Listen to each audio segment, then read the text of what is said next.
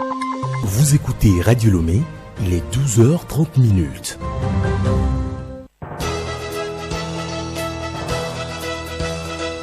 Le journal Milek Agbokou.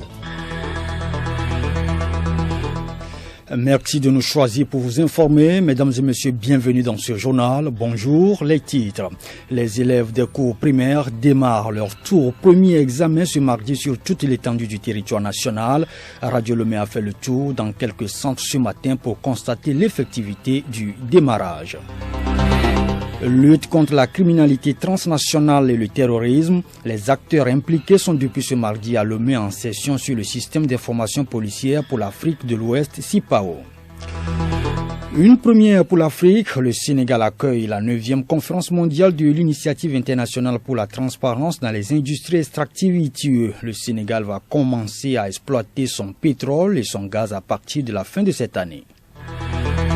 Sport, cyclisme, le Tour cycliste international du Togo est interrompu depuis 2019 sur nos routes.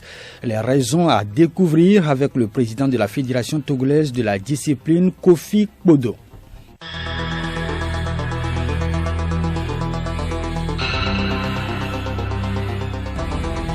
radiolomé.tg.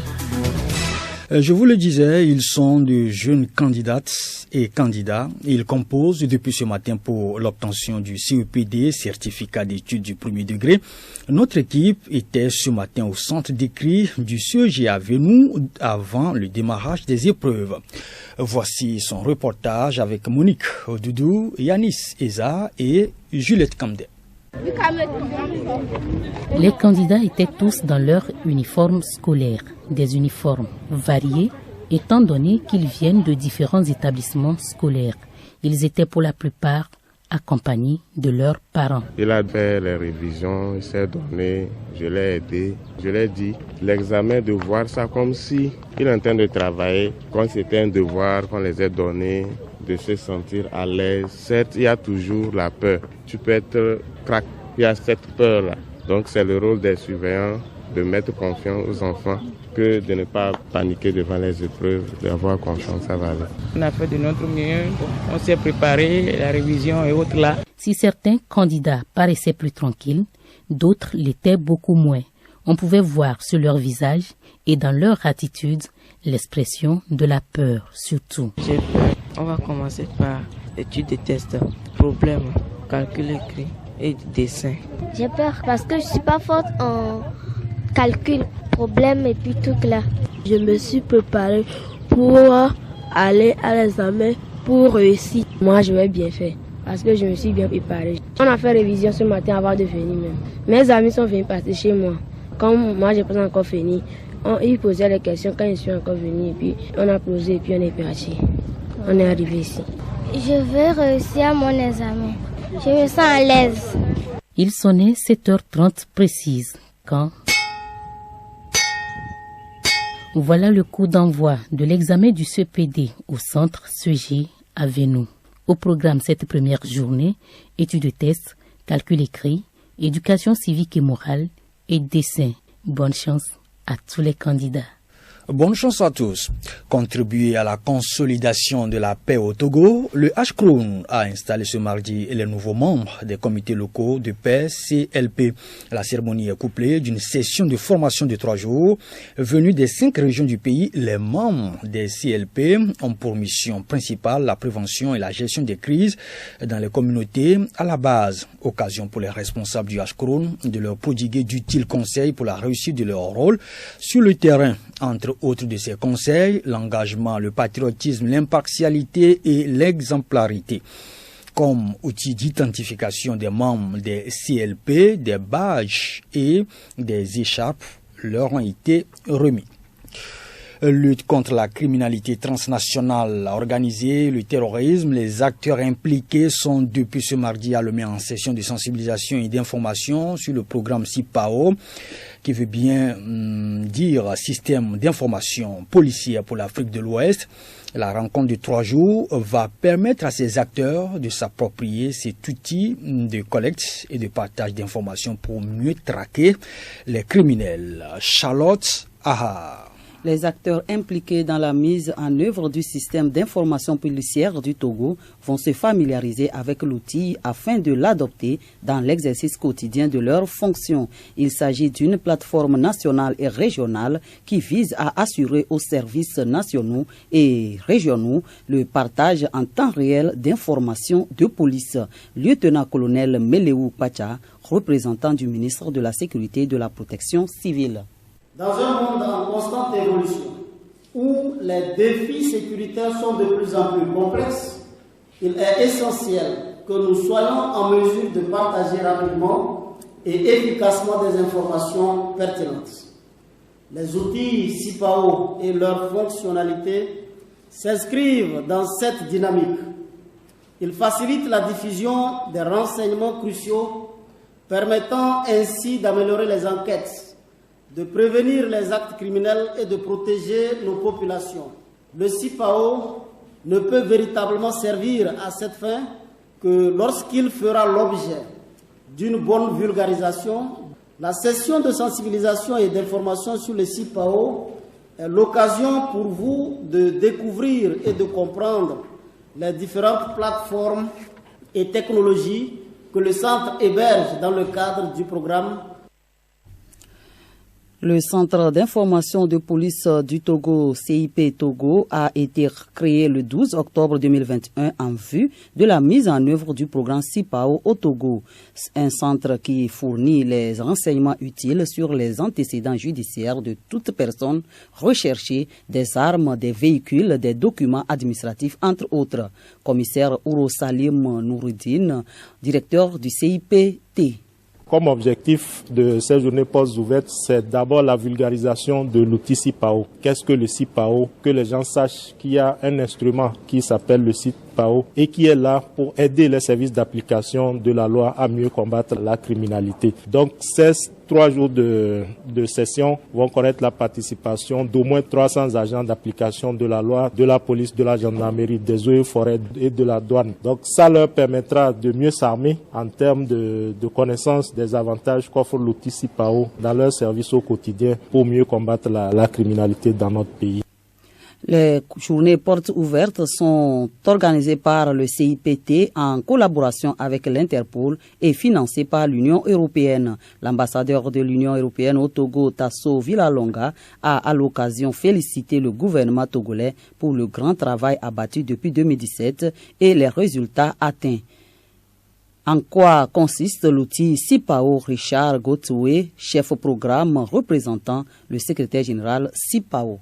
En Afrique, en général, et plus particulièrement dans la sous-région, la donnée policière est encore au format papier. Et donc, échanger de l'information policière au format papier n'est pas très efficace. Et donc, le système d'information policière d'Afrique de l'Ouest amène un système automatisé d'échange d'informations. Au niveau national, entre les différents acteurs chargés de l'application de la loi, police, gendarmerie, et ensuite on a un second niveau qui est au niveau régional, donc partage d'informations entre les pays de la sous-région. Vous savez que la CEDEAO promeut la libre circulation des biens et personnes. Et pour cela, il faut avoir des mécanismes qui permettent de savoir à la frontière si un véhicule a été déclaré volé dans le pays voisin ou pas, ou si un individu est déclaré recherché ou pas. Et c'est cet outil sécuritaire que nous mettons en place dans les pays de la CEDEAO.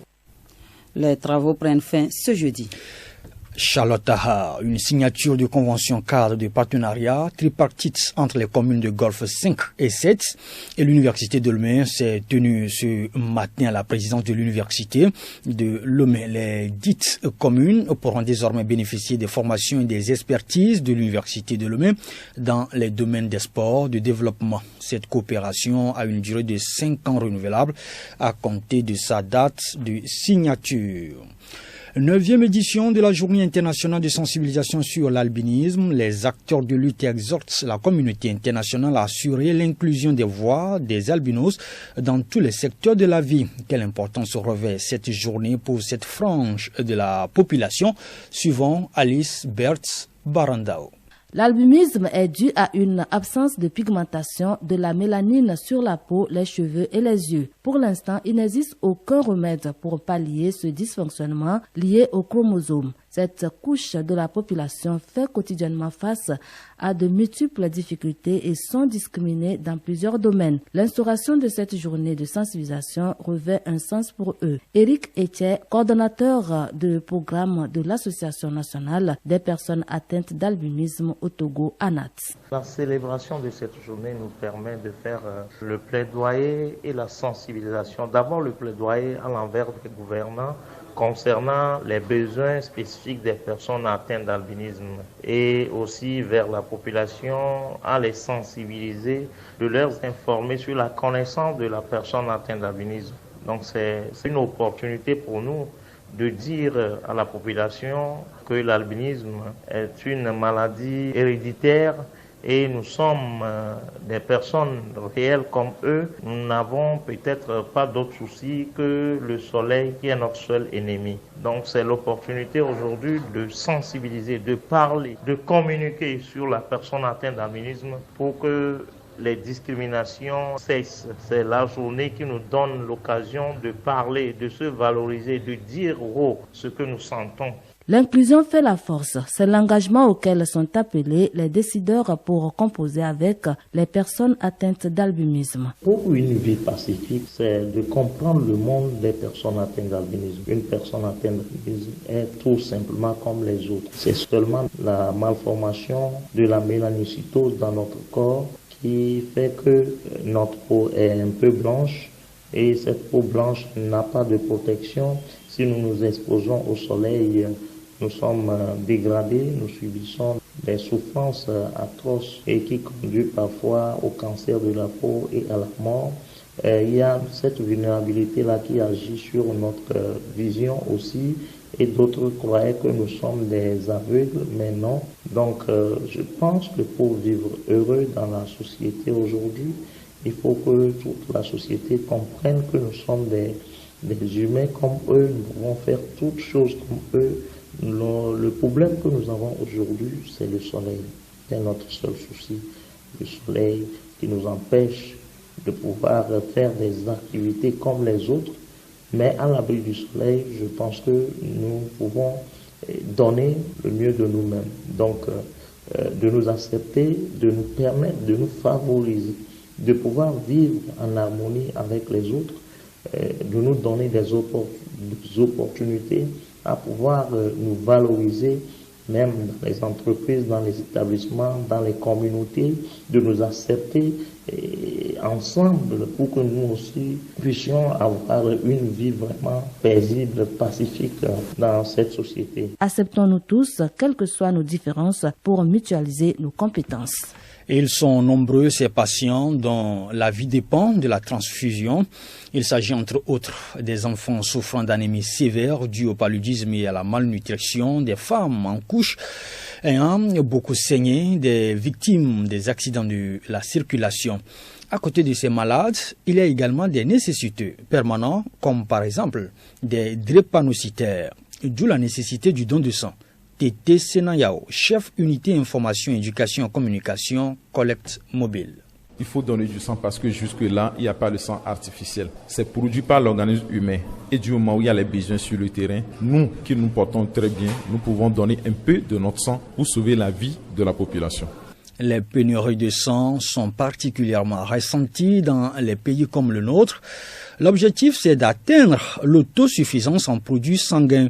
Professeur Feteke Lochina, directeur du Centre national de transfusion sanguine. Le Togo, aujourd'hui, en termes de couverture des besoins en produits sanguins, est à 75% pour avoir l'autosuffisance en produits sanguins. Il nous manque 20 000 poches à prélever pour atteindre cette autosuffisance, puisque nous avons prélevé en 2022 60 000 poches sur toute l'étendue du territoire, alors qu'il en fallait 80 000.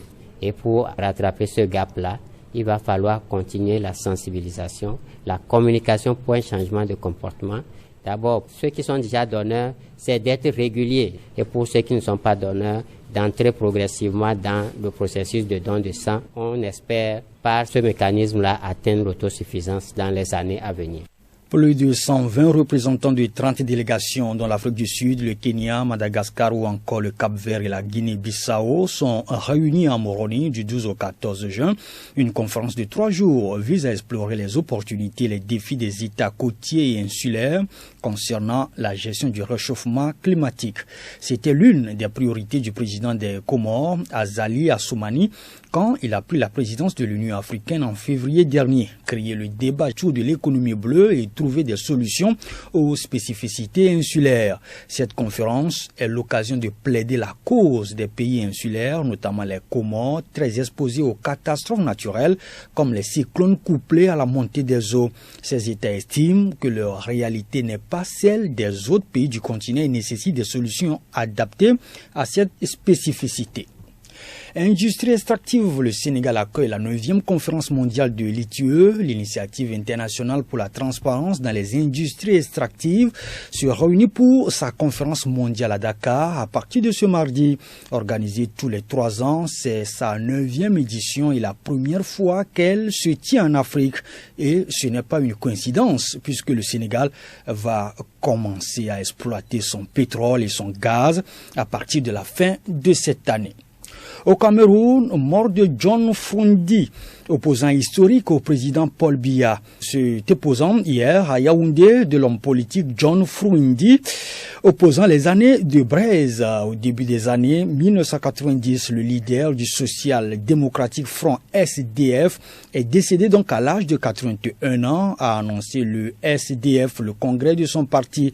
Ce libraire anglophone incarne dans la décennie 1990 l'opposition radicale au président Paul Biya. John Frundi, né en 1941 à Baba, un village de Mezam, près de Bamenda, dans l'actuelle région du Nord-Ouest. Sport, cyclisme. Pratiquer régulièrement le vélo augmente l'élimination des graisses et lutte contre la prise de poids et limite aussi les risques de surpoids et d'obésité ainsi que les risques associés tels que le diabète et l'hypertension. Le Tour cycliste du Togo qui accueille des coureurs africains et européens est interrompu depuis 2019 suite au décès du promoteur français Francis Ducreux. Ce tour qui lie les sports, le tourisme et même le business devrait être sauvegardé et entretenu. Mais depuis 2 ans sur les routes du Togo, plus rien. Quelles peuvent être les raisons? Nous avons reçu le président de la Fédération togolaise du cyclisme, Philippe Kofi Bodo, dans l'émission Sport sur l'antenne qui se passe chaque dimanche sur nos antennes. Écoutez-le plus tôt. Pour le moment, depuis qu'on a été à la tête de la fédération, on n'a pas encore organisé un seul tour du Togo. Ça ne nous fait pas plaisir, nous aussi, nous les dirigeants. Donc on se bat, on ne sait pas quand ça va arriver. Mais c'est vous qui allez plutôt nous situer. Et justement, je vais arriver à un point là, c'est une raison pour laquelle on était parti au Bénin. On ne va pas attendre avoir réuni toutes les conditions avant de commencer à nous préparer. Donc, si on rencontre maintenant un sponsor et qui nous demande d'organiser notre tour du Togo dans 15 jours, dans 1 mois, on sera obligé de le faire. Il nous pose cette condition-là. Donc, nous aussi, nous devons faire quelque chose pour être à jour. Au même moment, vous devez avoir un projet à court, à moyen et puis à long terme. C'est ça. En temps réel, vous devez déjà savoir quand est-ce que vous devez commencer par courir sur le Tour du Togo. Oui, justement, c'est pour cela que nous avons entamé cette démarche-là. C'est les moyens. Et c'est M. Ducreux Francis qui venait faire tout. Et on n'avait jamais pensé à sa succession. Ah, donc personne ne l'aidait à faire son management. C'est son affaire personnelle. Oh là là, maintenant qu'il n'est plus. Voilà, il n'est plus. C'est son affaire personnelle. Et personne n'était à ses côtés pour voir ce qu'il faisait. Et je l'ai déjà dit quelque part que les portes qui se fermaient aux autres, quand Ducreux vient, ces portes-là s'ouvraient. Il fallait chercher comment lui il faisait. Moi, je viens d'arriver à la tête de la fête. S'il y avait quelque chose à faire, bon, c'était le devoir de mes prédécesseurs. Je vois que eux aussi pouvaient rien faire. Ça, franchement, il faut le dire.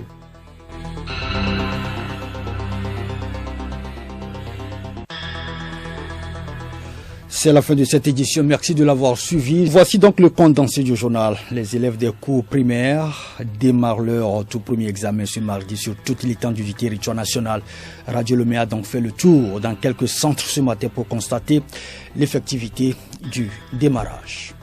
Retenez que l'espoir est le phare qui éclaire le chemin de l'avenir est la plus grande victoire qui est celle sur soi-même.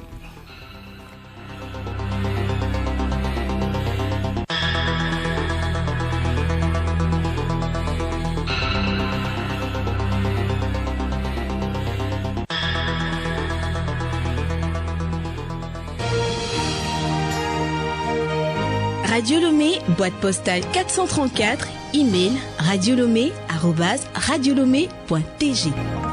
radiolomé.tg. Radio Lomé.